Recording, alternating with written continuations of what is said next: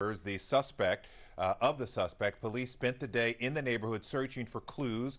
Marcelino Benito is in the Westbury neighborhood right now with what people are saying. Marcelino. Len, investigators spent several hours here at the home combing for clues. By the time they left, they had not found Pappas or the bike believed to have been used in that murder.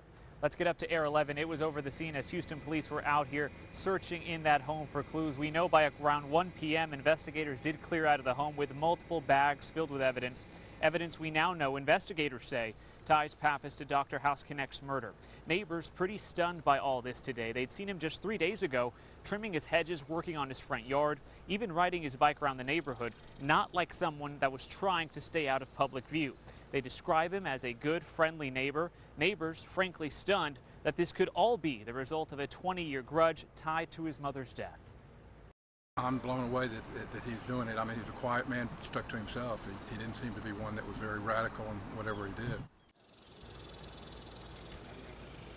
One neighbor we spoke with didn't want to go on camera, but told me he's known Pappas for years, that he recently worked as a firearms instructor and had many years ago was in law enforcement as well. Houston police, of course, working to confirm all those details, but at this point, the priority is getting him off of the street. If you know where he might be, you're asked to call Houston police right away.